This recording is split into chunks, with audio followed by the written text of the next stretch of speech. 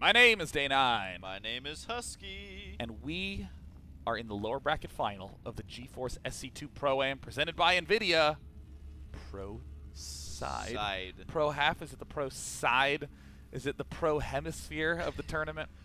Either way, we see that in the top right, IMMvp currently up 2-1. In the bottom left, alternate attacks of aTnDarKFoRcE, as you might imagine, is down 1-2. Whoever ends up getting third, which could be aTnDarKFoRcE in this game, it is a match point right now. Yep. That player will get $1,500 cash and a top-of-the-line NVIDIA graphics card, brought to you by ASUS. Yeah, now I do want to mention, again, that we are in the top 3 finalists. Gotta hand it to these players for making it this far through the tournament. aTnDarKFoRcE doing an amazing showing, amazing performance throughout the entire tournament here, and to be able to take even a third place would be awesome. But who doesn't want a grand prize finish? Who goes to a major tournament and is like, let's get third place? That's what I'm rooting for third. Yeah, going for that bronze. But either way, it is still an outstanding performance by these players. We've seen some crazy games. Literally, Sean, the longest game I have ever seen ever. I did see that there was a recent, I think it was a Brood War game with Stork that was like an hour and a half or something, where Stork actually mind controlled the Zerg player and was using these Zerg spellcasters in a Stork PvZ. versus GG play on Andromeda. Yeah. I watched it live, and I took multiple naps during that game and woke yeah. up, and it was still going. Yeah, and so long macro games are always a possibility, especially with players like aTnDarKFoRcE.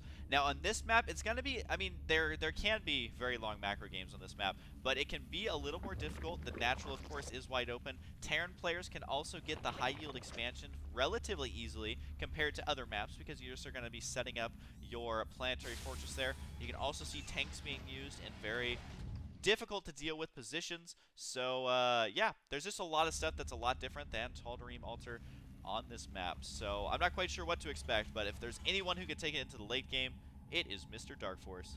Yeah, and I'm actually quite surprised that aTnDarKFoRcE chose this map. I think the reasoning behind it is that to kill the Terran player, you travel in a straight line path. We travel past our own gold expansion to defend, up to his gold, and into his natural. That straight line movement is really what you want when you're going for an emphasis on Broodlords and Infestors and Corruptors. You don't want to have to be swinging left to kill that base and right to kill this one. You want to avoid as much of that as possible. aTnDarKFoRcE probably has a good amount of comfort.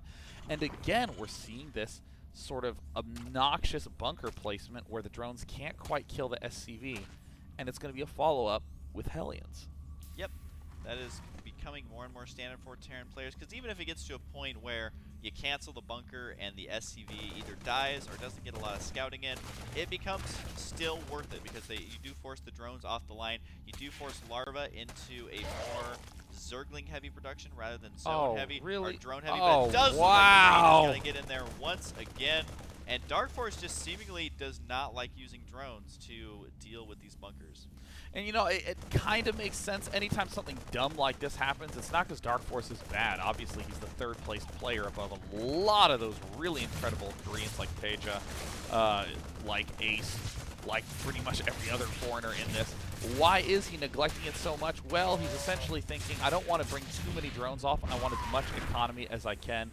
Sure, I lose a little bit by building these Zerglings, but I would prefer to have my drones mining from start to finish as much as possible. And it looks like there's the fast tech lab on the barracks again. I would actually more so expect a fast stim out of this tech lab rather than a sort of swap off into Blue Flame, but now that he's stopped production, I'm still leaning towards stim here. And we do see his command center going to be done here fairly soon. Now, is he going to actually be able to secure his expansion here, Sean, or is he just going to, you think, continue making SCVs off of this? I think MVP is one of the slowest expanders out there. He just wants to play as slowly and as safely as possible. Spinecrawler going up. Has any speed been finished? Yep, speed is now done for aTnDarKFoRcE. It's going to help quite a bit against those Hellions. And I am wrong. Husky, he's going for Blue Flame.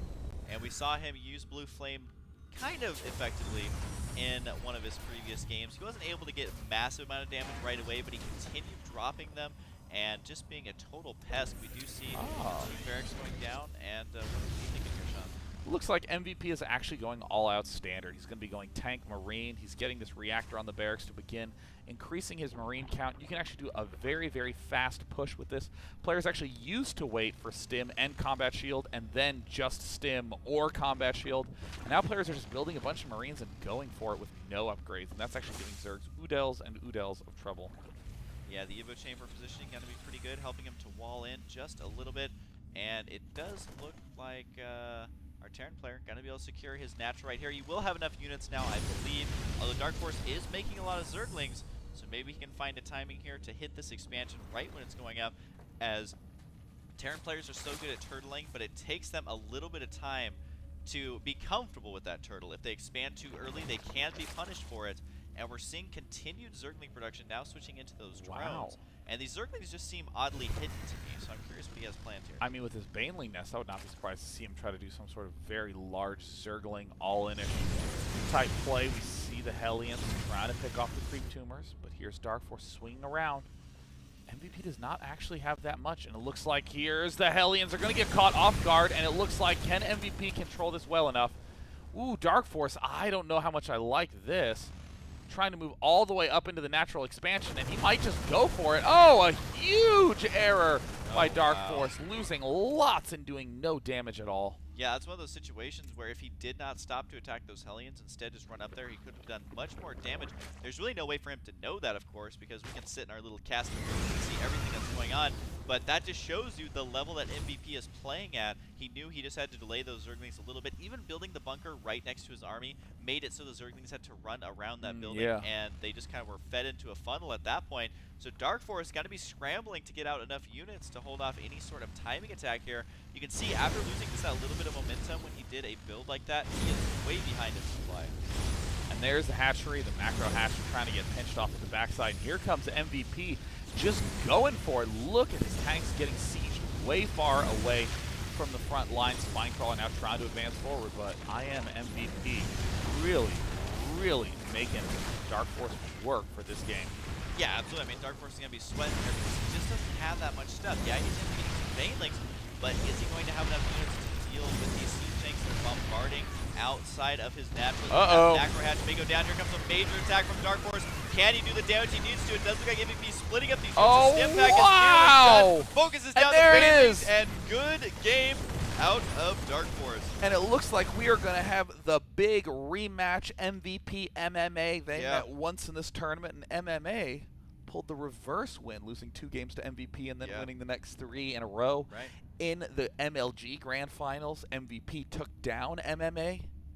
And here's another chance for them to meet to decide who really deserves to win the best of 5. Yeah, absolutely. I mean, both these players have played against each other time and time again, and a lot of the times the matches are so ridiculously close, very even in skill level, at least in the TVT matchup. So it does look like the finals is going to be a TVT between 2 players who have met previously in this tournament and seemingly having met in every other tournament ever. So this could go either way, as they both have been able to take off huge wins from each other.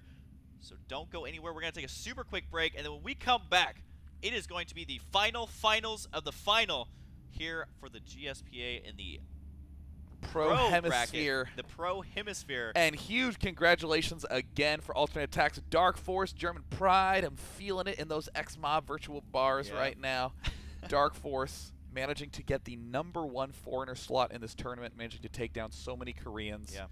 I mean, it's either MMA or MVP are the only 2 players who perform better than DarkFoRcE in this tournament, and that is an extraordinarily comfortable spot to live in. So congrats to him. Let's find out who the champion will be between MMA and MVP right after this.